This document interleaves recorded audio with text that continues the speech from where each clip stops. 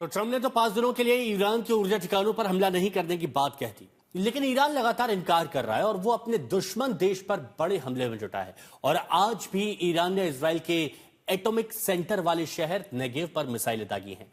Negev के आसपास के कुछ शहरों पर बारूदी हमले से जमकर तबाही हुई।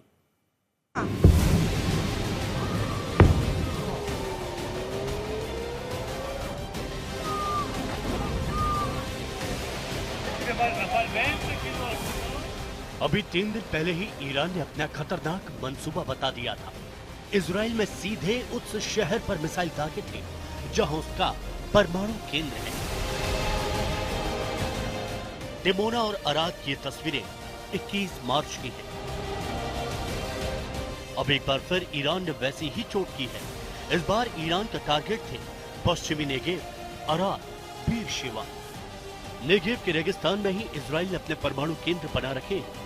वहीं पर उसका रिसर्च सेंटर है और उसी शहर पर ईरान ने हमला कर दूसरी बार इजराइल को चौंका दिया।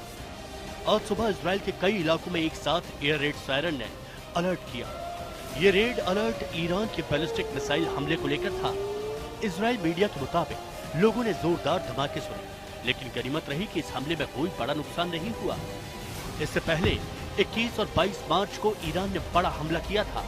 उस हमले में डिमोना और अराद शहर के रिहायशी इलाकों में तबाही मची थी। 100 से ज्यादा लोग घायल हुए थे। ईरान ने दावा किया था कि उसके हमले में बड़ी संख्या में लोगों की मौत हुई या जख्मी हो गए। इस हमले के बाद नेतन्याहू 22 मार्च को अराद पहुंचे और वहां ईरान के हमले में हुई तबाही का जायजा लिया। उस जगह जाकर जानकारी जुटाई जहां ईरानी मिसाइल गिरे थे। 21 मार्च के हमले को लेकर इजराइल के सुरक्षा तंत्र पर भी सवाल उठे, क्योंकि एयर डिफेंस सिस्टम ईरान की मिसाइल को इंटरसेप्ट नहीं कर सके। अब एक बार फिर ईरान ने पश्चिमी नेगेव, अराद और बीर शेवा पर निशाना साधकर इजराइल की चिंता को बढ़ा दिया है। आज तक ब्यूरो। वहीं इराक के पश्चिमी प्रांत अंबर में इराक की शिया पॉपुलर मोबिलाइजेशन फोर्सेस से जुड़े एक ठिकाने पर हुए हवाई हमलों में कम से कम 10 लड़ाकों की मौत हो गई, जिनमें पीएमएफ के अंबर ऑपरेशंस कमांडर साद अल बैजी भी शामिल है। अब इस हमले में 30 अन्य लोग घायल भी हुए। पीएमएफ ने बयान में अपने अंबर कमांडर साद अल बैजी और उनके कई साथियों की मौत की पुष्टि की है। संगठन ने इस हमले के लिए अमेरिका पर आरोप लगाया है। सूत्रों ने यह भी बताया कि हमले उस समय हुए जब वरिष्ठ कमांडरों की मौजूदगी में एक सुरक्षा बैठक चल रही थी और उसी दौरान पीएमएफ मुख्यालय को निशाना बनाया गया, जिसमें कई लोगों की मौत हो गई।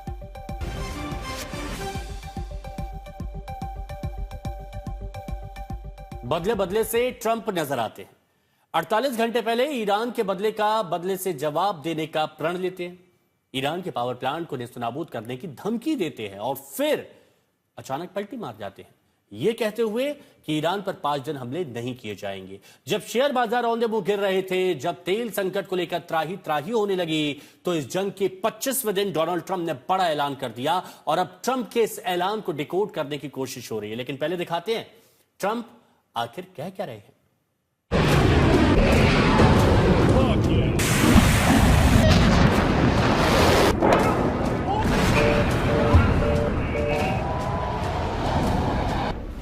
आक्रामक ट्रंप के तेवर ढीले।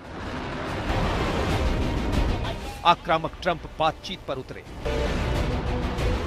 ट्रंप का दावा, बात आगे बढ़ रही।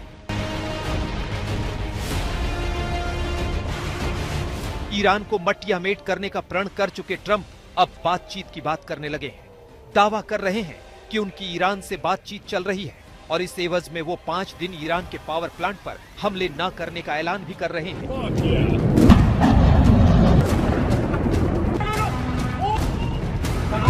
लेकिन सबसे बड़ी बात ये कि वो कह रहे हैं ईरान से बातचीत चल रही है।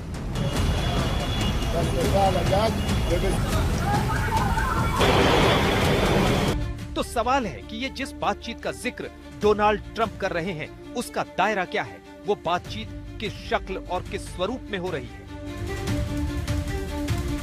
बातचीत का दायरा क्या? ट्रंप के इस दावे पर अचरज होना स्वाभाविक है। अगर ट्रंप के दावे में दम है तो पहला सवाल यही उठता है कि बातचीत किससे चल रही है। ट्रंप कह रहे हैं कि जिससे भी बातचीत चल रही है वो वहां का प्रभावशाली लीडर है। किससे हो रही बातचीत? तो अब अगला सवाल ये उठता है कि वो प्रभावशाली और अहम नेता कौन है? क्या ईरान के सुप्रीम नेतृत्व से ये बातचीत हो रही है? क्या वो मुज्तबा खामेनेई हैं या फिर इस बातचीत को लेकर मुज्तबा खामेनेई की सहमति है? बेहद मोटी सी बात है कि अगर इस बातचीत में मुज्तबा खामेनेई किसी भी तौर पर शामिल नहीं है या उनकी सहमति नहीं है, तो ये बातचीत कितनी मायने रखती है? याद कीजिए, 48 घंटे से थोड़ा ज्यादा वक्त गुजर चुका है। भारतीय समय के मुताबिक 22 मार्च को सुबह 5:14 पर ट्रंप ने ट्रुथ सोशल पर कहा था कि अगर 48 घंटे के भीतर ईरान ने हॉर्मुज का रास्ता नहीं खोला तो उसके पावर प्लांट को तबाह कर दिया जाएगा। इसकी शुरुआत होगी उनके सबसे बड़े प्लांट से।